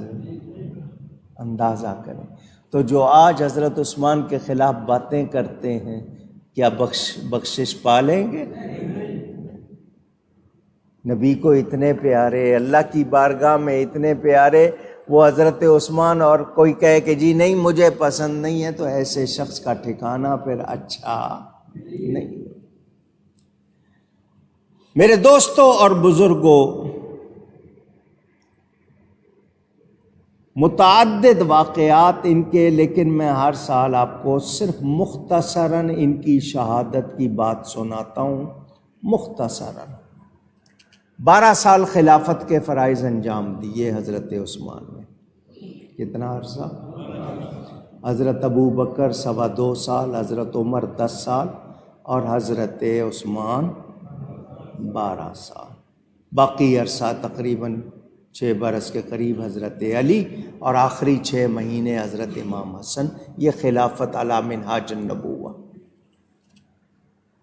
حضرت عثمان غنی کے پہلے 6 سال وہی فتوحات کے، بڑے مسلمانوں کی شان جو حضرت عمر کے زمانے میں بنی تھی اس میں اضافہ۔ باقی آخری 6 برس جو پہلی مدت تھی، وہ تو آخری 6 برس میں یہودیوں نے اور شریروں نے شرارتیں کی۔ کیا کی؟ مختصراً بہت تھوڑا کر کے، حالانکہ میری اس پر پوری تقریریں موجود ہیں گھنٹوں کی، میں مختصر سنا رہا ہوں۔ عبداللہ بن سبا، اگر یہ نام یاد ہو جائے، ابن سبا کہیے گا، اس کو اور اس کے گروہ کو سبائی ٹولہ کہتے ہیں۔ کیا کہتے ہیں؟ اونچی کہیے۔ یہ سبائی گروپ، یہ عبداللہ بن سبا یہودی تھا۔ اس نے یہودیوں کے بڑے بڑے تاجروں سرداروں کو جمع کیا اور کہنے لگا کہ تم لوگوں سے تمہارے علاقے چھن گئے، تمہاری زمینیں چھن گئیں، تمہارے راج ٹھاٹ باٹ بیت المقدس بھی حضرت عمر نے فتح کر لیا، خیبر بھی فتح ہو گیا، تمہیں نکال دیا گیا ہے ان علاقوں سے، تو اسی طرح رہو گے؟ انہوں نے کہا کیا کریں، مقابلہ نہیں کر سکتے، مسلمان تو آدھی سے زیادہ دنیا پہ چھا گئے، مسلمانوں کے پاس افرادی قوت ہے، سارا کچھ ہے، ہمارے پاس نہیں، ہم مقابلہ نہیں کر سکتے۔ اس نے ابن سبا نے کہا اگر میں تمہیں تمہاری سب چیزیں واپس دلا دوں تو خوش ہو جاؤ گے؟ انہوں نے کہا کیسے دلاؤ گے، کیسے مل جائیں گے؟ اس نے کہا بس میرا کہنا مانتے جاؤ، جو میں کہتا جاؤں وہ کرتے جاؤ، تمہیں تمہارے علاقے بھی دلاؤں گا، تمہاری حکومت بھی دلاؤں گا۔ کہ کیا کرنا ہوگا؟ اس نے کہا اپنے خزانوں کے منہ کھول دو، جو میں کہتا جاؤں وہ کرتے جاؤں۔ اس نے کہا پہلا کام یہ کرنا ہے کہ ہم سب کلمہ پڑھیں گے، ہم سب کیا پڑھیں گے؟ کلمہ، لام کے نیچے زیر، کلمہ نہیں کلمہ، کلمہ پڑھیں گے، اوپر اوپر سے، اندر سے یہودی رہیں گے۔ دھیان سے سنیں، جنہوں نے نہیں سنا ہوا دھیان سے سنو۔ اس نے کیا کہا؟ اوپر اوپر سے کیا کریں گے؟ کلمہ پڑھیں گے، اندر سے یہودی رہیں گے۔ اس طرح ہمیں مسلمانوں کے اندر اور اپنے علاقوں میں جانے کی آزادی مل جائے گی۔ ابھی تو جا نہیں سکتے، خیبر جانا ہے یا بیت المقدس واپس جانا ہے تو ہمیں نکال دیا گیا ہے، تو اب مسلمان ہو جائیں گے، کلمہ پڑھیں گے تو جانے کی اجازت مل جائے گی۔ دکھاوے کو نماز پڑھیں گے، اٹھک بیٹھک کریں گے، نماز دکھاوے کی پڑھیں گے، روزہ رکھیں گے، اندر سے یہودی رہیں گے منافقانہ طور پر۔ منافقانہ اوپر سے کچھ اور اندر سے، یہ بات ذرا دھیان سے سن لیں، آج آپ کو اسی کا سامنا ہے۔ لوگوں نے کہا بہت اچھا، انہوں نے کلمے پڑھ لیے، آنے کی آزادی مل گئی، اپنے علاقوں میں واپس آنے لگے۔ اس شخص نے وہ شہر، وہ ملک چنے جہاں نیا نیا اسلام پہنچا تھا۔ حضرت عمر کے زمانے میں ابھی لوگوں کو پوری معلومات نہیں ہوئی تھی۔ اس نے وہاں اپنی تبلیغی جماعت بنائی۔ کیا بنائی؟ سن رہے ہیں؟ پوچھ رہا ہوں، میں کسی پر الزام نہیں لگا رہا، آپ کو حقیقت، فیکٹس، حقائق بتا رہا ہوں۔ 4 آدمی ادھر بھیج دیے، 10 آدمی ادھر، 6 آدمی ادھر، نئے نئے مسلمان ہوئے، پوری معلومات نہیں ہے، ان میں جا کر نئی نئی باتیں کرو۔ کیا کرو؟ اونچی۔ دیکھو حضرت عیسیٰ علیہ السلام زندہ ہیں نا؟ جی زندہ ہیں۔ واپس آئیں گے نا؟ جی آئیں گے۔ تو حضرت عیسیٰ واپس آئیں گے تو حضور واپس کیوں نہیں آئیں گے؟ نئی بات کرو، لوگوں کو الجھاؤ، بحث شروع ہو جائے۔ ہر نبی کا کوئی وصی ہوتا ہے، حضرت علی نبی کے وصی ہیں، تو پھر حضرت ابوبکر کو خلافت کیوں ملی؟ سن رہے ہیں؟ کون کر رہے ہیں یہ باتیں؟ اونچی۔ سبائی ٹولہ جو اندر سے کیا ہے؟ یہودی۔ اندر سے کیا ہے؟ یہ یہودی سازشیں، فرقہ واریت کو پہچانو، کہاں سے شروع ہوئی ہے؟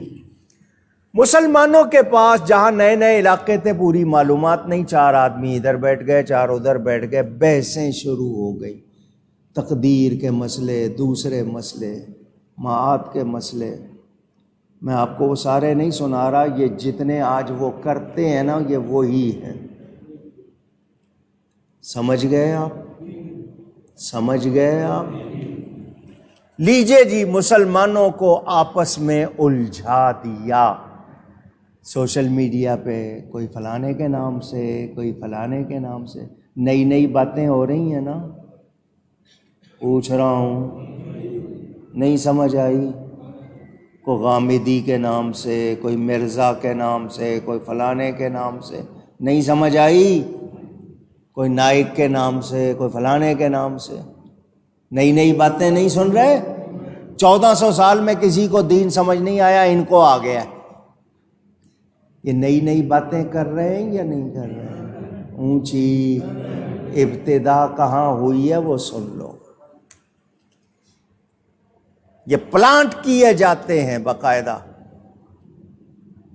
آپ کو نہیں معلوم، یورپ میں باقاعدہ جو کافر ہیں، گورے ہیں، ان کو تربیت دے کر داڑھی رکھوائی جاتی ہے، نماز سکھائی جاتی ہے، عربی پڑھائی جاتی ہے، اور ان کو مسلمان دکھا کر بھیج دیا جاتا ہے۔ آپ کے ملک میں 15 سال تک ایک یہودی کسی مسجد میں نماز پڑھاتا رہا، 15 سال کے بعد پکڑا گیا ہے۔ آپ کے سامنے آتے ہیں، آپ سمجھتے ہیں کہ نہیں جی وہ پلانٹڈ ہیں، باقاعدہ سازش کے تحت، منصوبہ بندی کے تحت ایسے بندے داخل کیے جاتے ہیں، ان کو پھر پروموٹ یعنی ان کو بڑھایا جاتا ہے، ان کو شے دی جاتی ہے، پیسے بھی لگائے جاتے ہیں ان پر، ان کی بات کو لوگ دھیان سے ہے نئی بات۔ یہ کیا ہے؟ فتنے۔ کیا ہے؟ اونچی۔ جو علماء حق سے وابستہ نہیں ہیں وہ ان کا شکار ہو جاتے ہیں۔ جس طرح ایک صاحب نے کہا تراویح کوئی نماز ہی نہیں ہے، تو کون ہے کہنے والا؟ حضرت عمر سے لے کر اب تک لوگ بعد جماعت پڑھتے آ رہے ہیں، ان کو نہیں معلوم؟ تجھے زیادہ معلوم ہے، تجھے 1400 سال کے بعد تجھے دین زیادہ سمجھ آ گیا۔ اس طرح کی باتیں کرنے لگ گئے ہیں لوگ، کوئی کچھ اور کوئی کچھ۔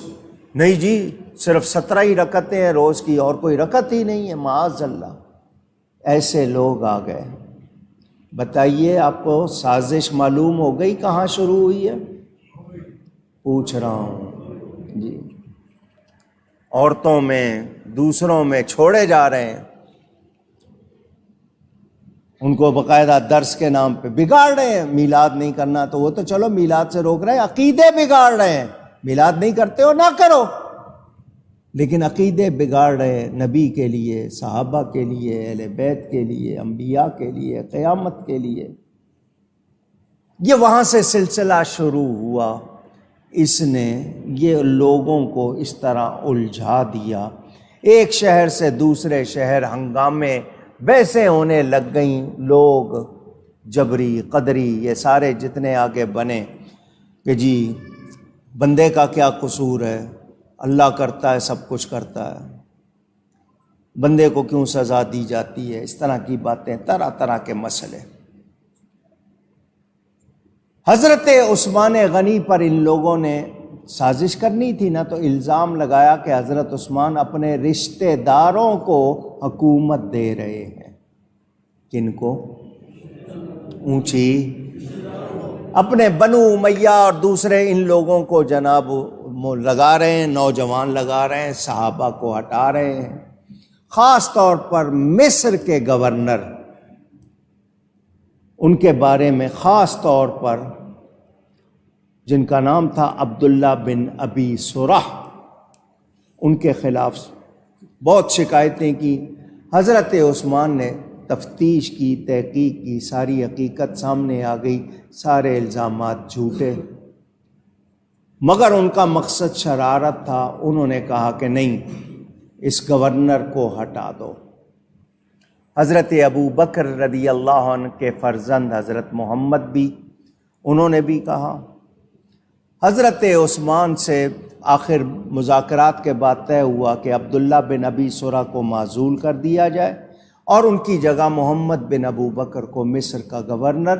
حضرت عمر نے خط لکھ کر دے دیا، اپائنٹمنٹ لیٹر جس کو کہتے ہیں، تقرر نامہ، کہ محمد بن ابو بکر کو گورنر بنا دیا، عبداللہ بن سرح کو کہا تم ان کو چارج دے دو اور تم اقتدار سے ہٹ جاؤ۔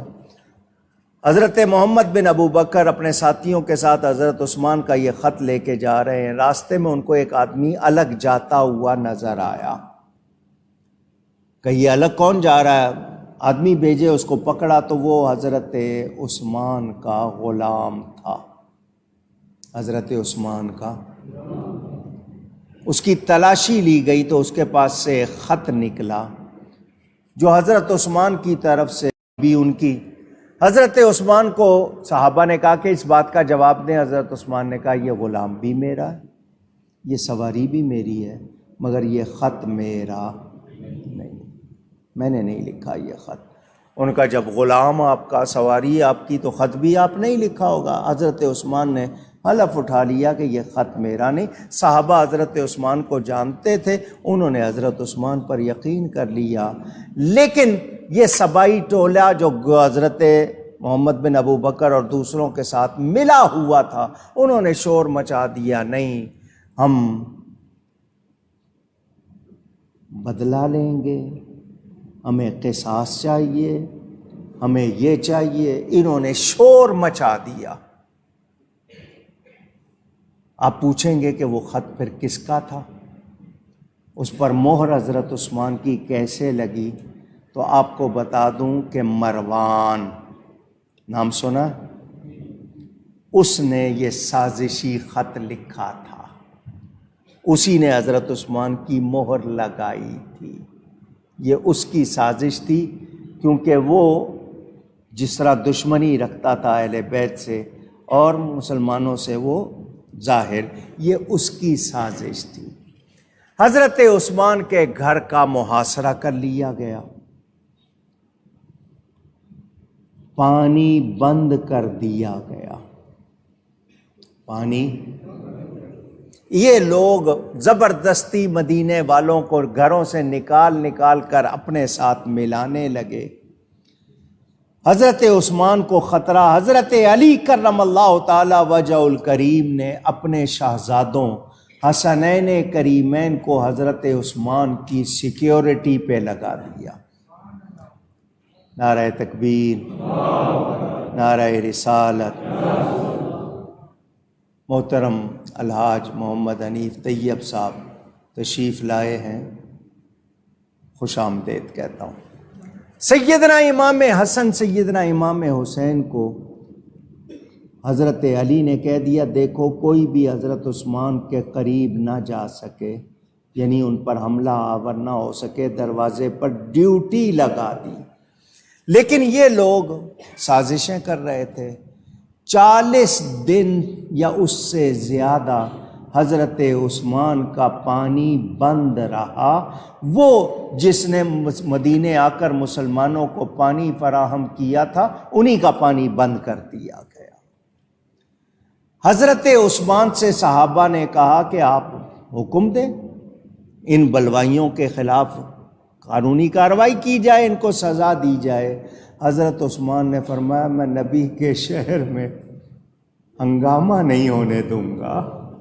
کتنا ادب ملحوظ ہے ان کو اس حالت میں بھی. وہ لوگ خون کے پیاسے ہیں اور آپ کہہ رہے ہیں میں مدینے میں بدامنی نہیں ہونے دوں گا. سن رہے ہیں آپ؟ میرے نبی نے پہلے ہی خبر دے دی تھی. حضور نے فرمایا تھا اے عثمان تجھے مظلومی کی حالت میں شہید کیا جائے گا. سنو جب تمہیں شہید کیا جائے گا تم روزے سے ہوگے. نبی کو سب خبر ہے یا نہیں؟ بے خبر کو ہم نبی مانتے ہی نہیں ہیں. اللہ کے نبی باخبر ہوتے ہیں. سمجھ آئی؟ یہ کوئی جھوٹا ہوگا نبوت کا مدعی، وہ بے خبر ہوگا. اللہ کے نبی باخبر ہیں، بے خبر نہیں. نبی کے معنی ہی غیب کی خبریں دینے والے. حضور نے فرمایا تم روزے سے ہوگے، سورہ بقرہ کی تلاوت کر رہے ہوگے. نبی کو یہ بھی پتا ہے کہ قرآن کہاں پڑھ رہے ہوں گے. بعض لوگوں نے تو آیت بھی لکھی ہے کہ فَسَيَكْفِيكَهُمُ اللَّهُ وَهُوَ السَّمِيعُ الْعَلِيمُ. یہ آیت پڑھ رہے ہوگے، تم پر وار ہوگا، تمہیں اس وقت پانی پلانے کی کوشش کریں گے. عثمان پانی نہ پینا، روزہ میرے پاس آ کر کھولنا. اللہ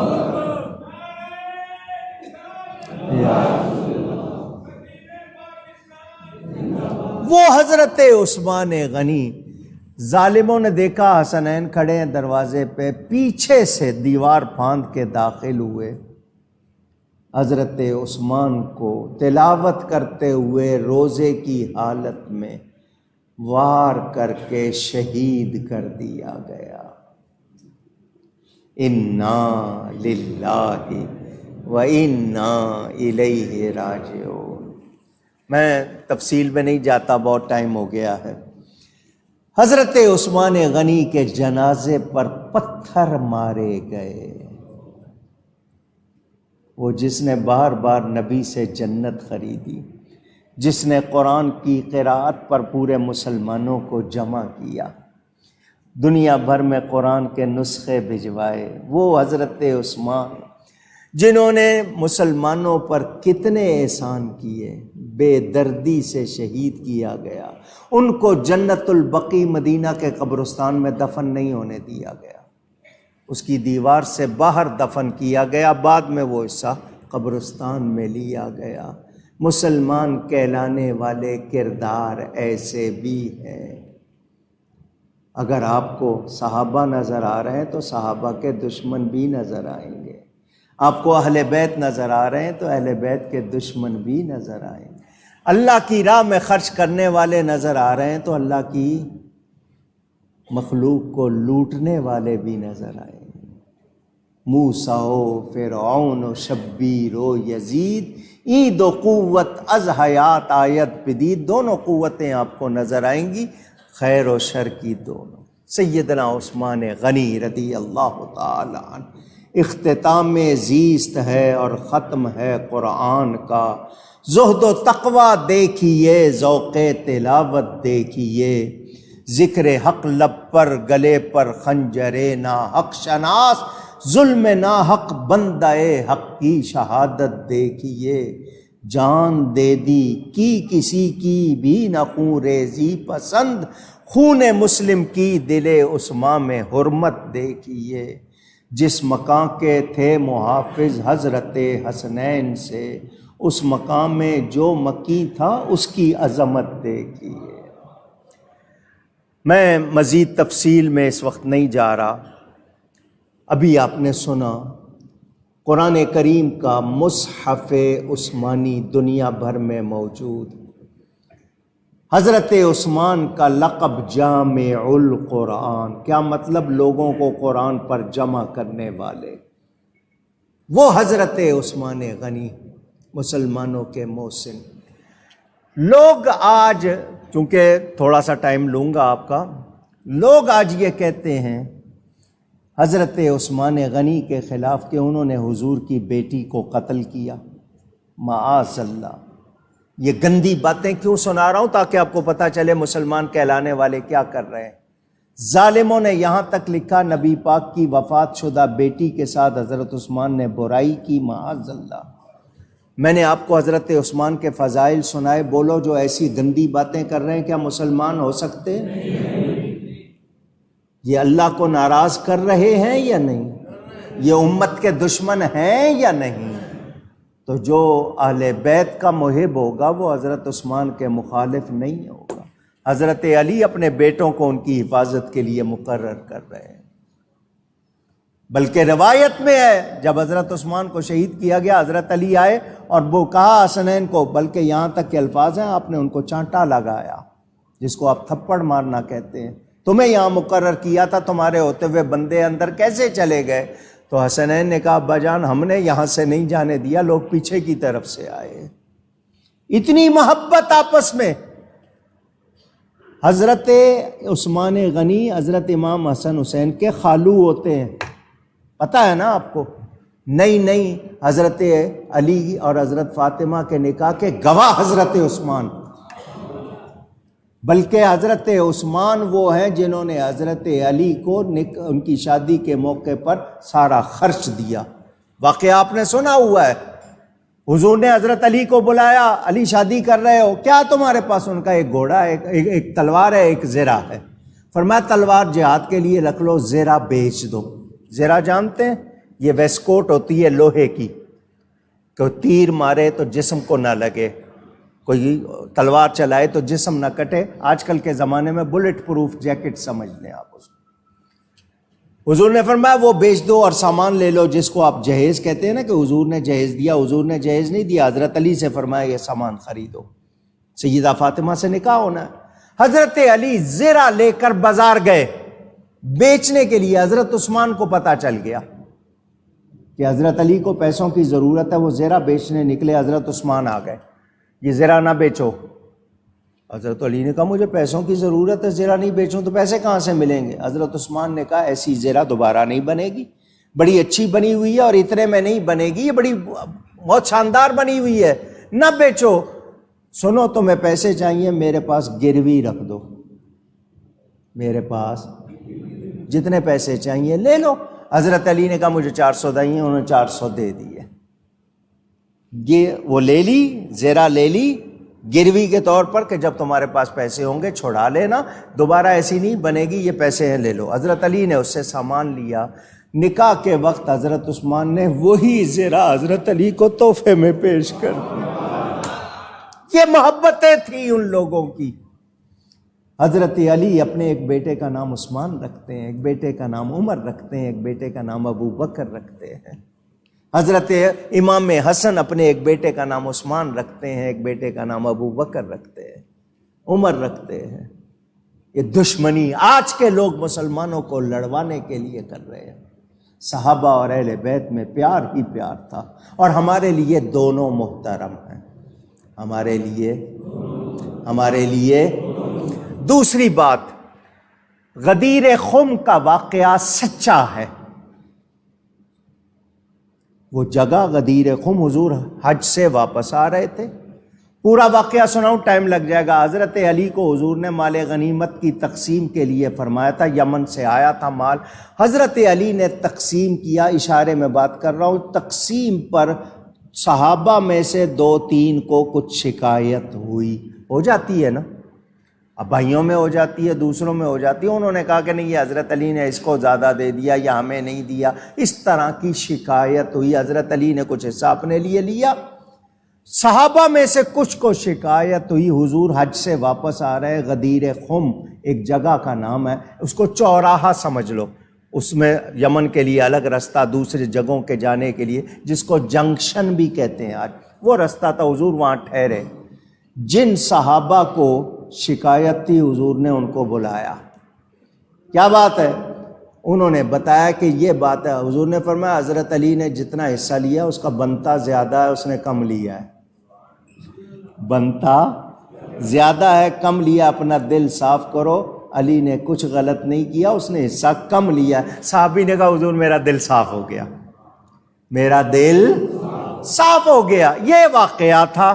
حضور نے باقی کو بتانے، جو اور جن لوگوں نے سنا تھا شکایت کا، نبی پاک نے حضرت علی کا ہاتھ پکڑ کے فرمایا من کنت مولاہ فعلی مولا، ایک روایت میں فہذا علی مولا، پوری روایت حضور نے فرمایا اللہ کے فرمان کے مطابق میں تمہاری جانوں سے زیادہ قریب ہوں یا نہیں ہوں، میں تمہارا مولا ہوں یا نہیں؟ سب نے کہا بالکل ہے۔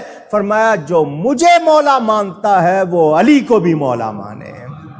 اب لفظ مولا کے معنی دوست، مولا کے معنی مددگار، مولا کے معنی پیارے، مولا کے معنی خلیفہ نہیں ہے، مولا کا معنی خلیفہ اونچی گئے، دنیا کی کسی ڈکشنری میں نہیں ہے۔ حضرت علی مولا المسلمین بھی ہیں، امیر المومنین بھی ہیں۔ کتنی شان ہے حضرت علی کی، میرے جیسا ساری عمر ایک ایک منٹ بھی اگر لگا کے بولتا رہے سارا تو حضرت علی کی شان میں بیان نہیں کر سکتا۔ سمجھ آ رہی ہے؟ وہ میرے نبی کے کتنے پیارے ہیں، کتنے قریب ہیں، کتنے درجے والے ہیں، اور ان کو کیا کیا فتاوی رضویہ اٹھا کے پڑھ لو ولایت کے حوالے سے۔ میرے اعلیٰ حضرت نے لکھا حضرت آدم سے لے کر اب تک جس کو ولایت ملی ہے مولا علی سے ملی ہے، وہ شہنشاہ ولایت ہے، ہم ان کو ولی مانتے، مومن ہے ہی وہ جو ان کو ولی مانے۔ اب یہ غدیر خم کے واقعے پر شیعہ حضرات یہ کہتے ہیں کہ حضور نے اس دن حضرت علی کی خلافت کا اعلان کیا، مولا بمانا خلیفہ۔ تو میں ان سے پوچھنا چاہتا ہوں کیا صحابہ کو عربی نہیں آتی تھی؟ ان کو آتی ہے، ان کو نہیں آتی تھی؟ پوچھ رہا ہوں۔ کیا صحابہ سے زیادہ آج کسی کو عربی آئے گی؟ کسی صحابی نے پھر اس وقت کیوں نہیں کہا کہ آج سے آپ ہمارے خلیفہ ہیں؟ حضرت عمر مبارک بات دیتے ہوئے کہہ رہے ہیں اے علی مبارک ہو، آج سے تم ہم سب کے مولا ہو گئے۔ حضرت ابو بکر موجود، حضرت عمر موجود، حضرت عثمان موجود، انہوں نے تو اس کو، اگر خلافت کا اعلان تھا تو حجۃ الوداع کے موقع پر کیوں نہیں کیا؟ غدیر خم میں جہاں کم تھے وہاں کیوں کیا؟ اور پھر کسی صحابی نے، خود حضرت علی نے یہ نہیں کہا نبی پاک کے پردہ فرمانے کے بعد کہ حضور غدیر خم میں میری خلافت کا اعلان کر چکے، تمہیں پتہ نہیں ہے؟ حضرت علی نے نہیں کہا، کیونکہ مولا مولانا خلیفہ میرے نبی کے فرمان کا مطلب یہ کہ جو مجھے دوست رکھتا ہے وہ علی کو بھی دوست رکھتا ہے، جو مجھ سے محبت رکھتا ہے وہ علی سے بھی محبت، جو مجھ کو مددگار مانتا ہے وہ علی کو بھی مددگار۔ تو یا علی مدد کا نعرہ ہم لگاتے ہیں یا نہیں؟ نعرہ حیدری کون لگاتے ہیں؟ کون لگاتے ہیں؟ ہم لگاتے ہیں، دوسروں کی بات نہیں، ہم لگاتے ہیں۔ تو حضرت علی کے لیے اس کو شیعوں نے اس واقعے کو عید اکبر کہنا شروع کر دیا۔ وہ کہتے ہیں یہ سب سے بڑی عید ہے، عید غدیر، اور وہ آج کی تاریخ ہی بتاتے ہیں 18 ذی الحج۔ اب یہ تاریخ اگر ثابت ہے بھی، اگر آج کی تاریخ ہے تو ہم حضرت علی کے بھی غلام ہیں، ہم حضرت عثمان کے بھی غلام ہیں، اور حضرت عثمان حضرت علی آپس میں ہم زلف ہیں یا نہیں؟ وہ بھی نبی کے داماد، یہ بھی، وہ تو دوہرے داماد ہیں حضرت عثمان، تو ان میں تو پیار تھا۔ یہ آج اگر کوئی یہ کہے کہ دیکھو جی یہ تو عید منانے کا دن ہے، تم شہادت کا دن، تو ہم ماتم کرنے والے، ہم زندہ جاوید کا ماتم نہیں کرتے۔ سن لیا آپ نے؟ یہ دوسرا جواب اس حوالے سے دینا تھا۔ ہم حضرت علی کے بارے میں جو واقعہ غدیر خم کا ہے وہ مانتے ہیں، لیکن جو یہ مطلب لیتے ہیں وہ کہیں سے ثابت نہیں ہے۔ حضرت علی ہر مومن کے ولی ہیں، یہاں بھی وہاں بھی وہ ہمارے مددگار، ہم ان کو مولا مانتے ہیں۔ ہو گئی بات؟ اب آخری بات، جو ٹائم بہت زیادہ لے لیا، معافی چاہتا ہوں۔ عید کے خطبے میں میں نے آپ کو بتایا تھا عید والے دن سویڈن یورپی ممالک میں سے ایک چھوٹا سا ملک ہے، عید کے دن وہاں کی عدالت کی اجازت سے ایک شخص نے مسجد کے باہر قرآن کو جلانے کی مذموم حرکت کی، اور عدالت کے حکم پر اس کو یہ کام کرنے کے لیے سیکیورٹی دی گئی، پولیس کی حفاظت میں یہ کام کروایا گیا۔ اس قرآن جلانے والے کو حکومت نے، عدالت نے اجازت کیوں دی؟ روکا کیوں نہیں؟ جب اس نے یہ کام کیا تو اس کو انہوں نے پکڑا کیوں نہیں؟ ایک شخص نے اس پہ پتھر مارنے کے لیے کوشش کی، اس کو پکڑ لیا، لیکن جس نے قرآن جلایا اس کو نہیں پکڑا، تو آپ کیا سمجھتے ہیں وہ بچ جائے گا؟ اس کو دنیا میں آخرت میں جو کچھ بھگتنا ہے، جو اس کے حمایتی اجازت دینے والے خود سویڈش حکومت، فرانس والوں نے خاکوں پہ نبی کے لیے کارٹون پہ بات کر لی، اب یہ کر رہے ہیں ہر تھوڑے دن کے بعد ہمارا ٹمپریچر کے مسلمانوں میں کتنی حرارت، کتنی گرمی باقی ہے، تو سن لو آخری مسلمان تک یہ ایمان کی حرارت تم ختم کر سکتے نہیں۔ تم نے اگر یہ سوچا ہے کہ قرآن جلا کر تم شاید مسلمانوں کے خلاف اپنی نفرت کا اظہار کر سکو گے، تو سنو، تم سے نفرت کی جائے گی، مسلمان ہرگز نفرت کے لائق نہیں۔ مسلمان محبت سکھاتے ہیں، رواداری سکھاتے ہیں۔ تم لوگ اپنے آپ کو مہذب کہتے ہو، تم سے زیادہ بیہودہ تو ہے کوئی نہیں۔ تمہیں کیا پتا تہذیب کیا ہوتی ہے، تمدن کیا ہوتا ہے، رواداری کیا ہوتی ہے؟ تم لوگ انسان کہلانے کے لائق نہیں ہیں۔ یہ اسلاموفوبیا، یہ حرکت اس کی دہشت گردی ہے۔ کیا ہے؟ مسلمانوں کو ٹیررسٹ کا الزام دینے والوں، تم لوگ خود ٹیررسٹ ہو۔ اسلام پہلے دن سے ٹیررزم کا شکار ہوا ہے اور مسلمانوں پر یلغار کی گئی ہے۔